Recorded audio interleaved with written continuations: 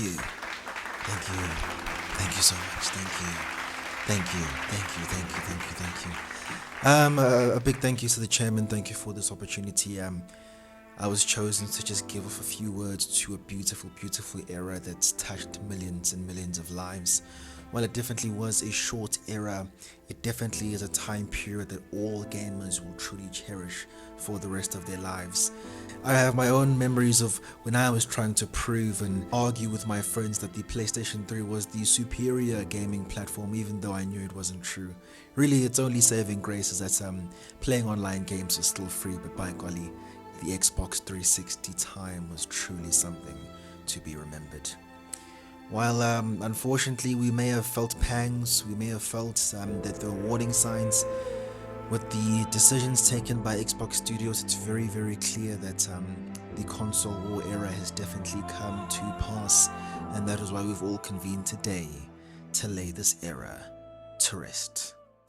The console war has finally come to an end, and who would have thought that Xbox, the multi-trillion-dollar organization, would be the one to end it all?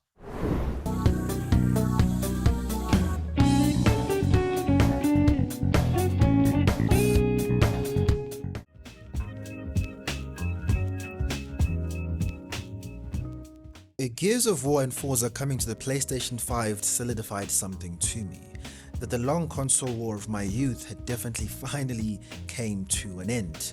Xbox aimed to conquer the gaming space through subscription gaming, and Sony retained their same old formula by trying to attract customers through their classic single-player exclusives and through their new tactic of having unique controller features such as adaptive triggers and haptic feedback. In my personal opinion, if you are going to be an individual who's thinking of purchasing a console in 2025, there are only 3 real reasons in which you would go in that area. Number 1, easy to use, very user-friendly and a great user interface for all to use.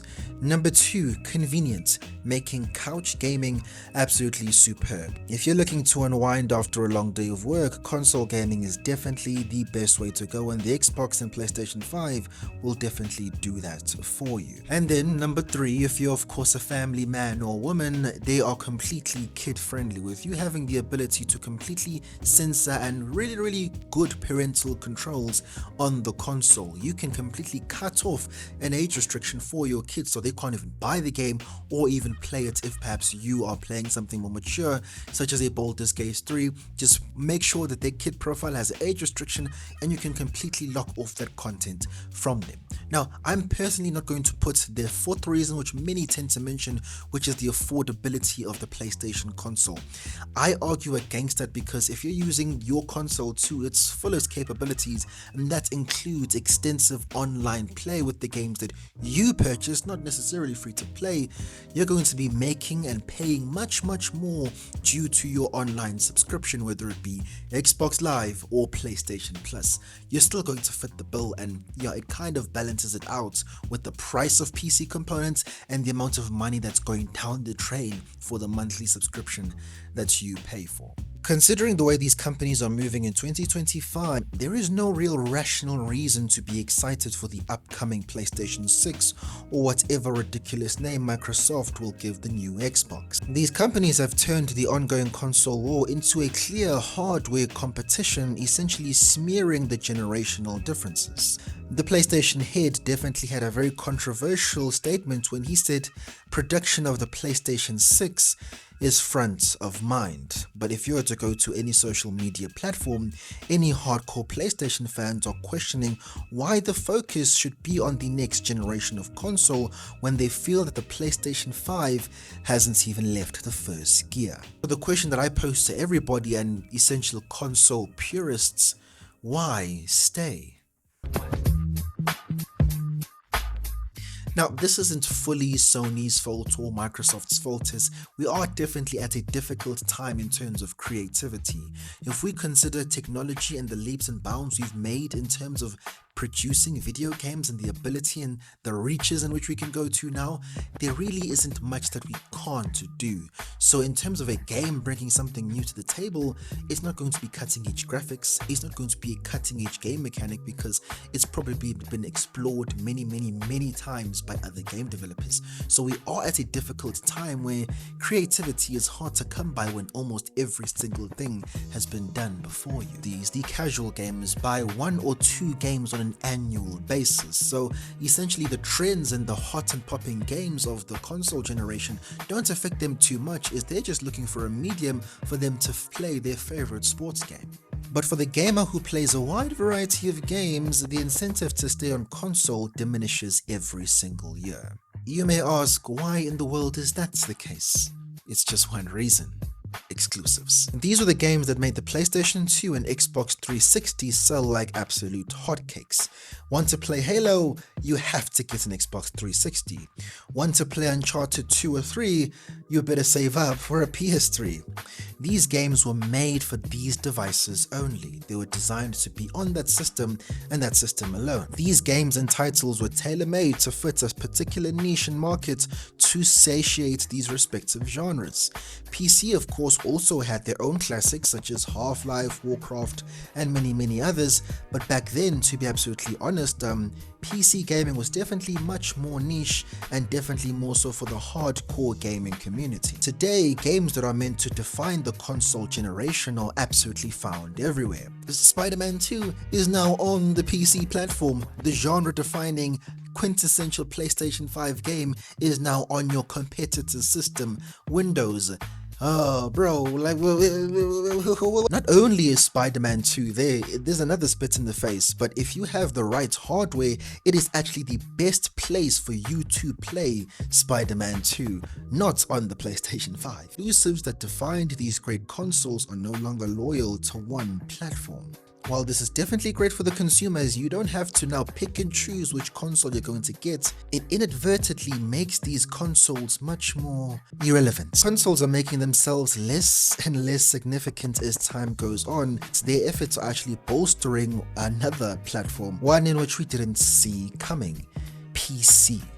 Before, PC was definitely the place to go for alternative indie titles and very cool and niche PC games, and of course for the hardcore gamers. Now PC has something completely different. If you're looking for a platform where you can play absolutely every single game under the sun, well, almost every single game, PC is the way to go. No longer did you have to go ahead and procure a PlayStation 4 or a PlayStation 5 to play another great PlayStation classic. No.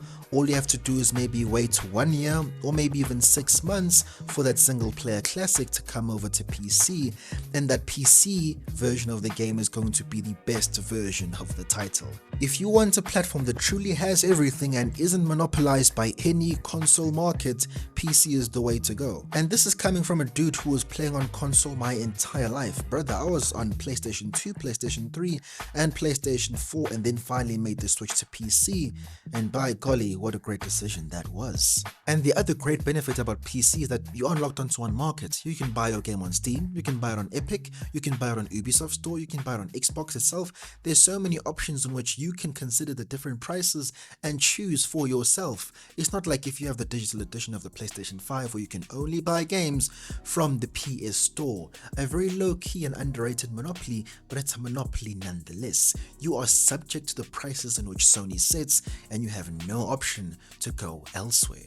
There is no competition. The biggest issue that you can make against PC in 2025 is the complexity, and while that definitely is true, if you're quite interested in PCs in general, it's something that you can get used to. But something perhaps you can't get used to is the price. But I would make the argument that GPU and CPU, especially with the advent of upscaling technology, that CPU and GPU could possibly last you about 2 console generations if you're willing to turn down the settings exponentially.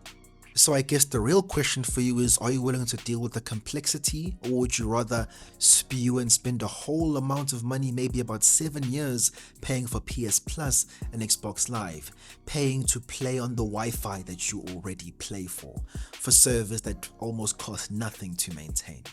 So either get ripped off on PS Plus or spend another band and get a PC that will last you far longer, not to mention the huge amount of variety you can use that PC for. In conclusion, gentlemen, the PC is just a much higher value proposition.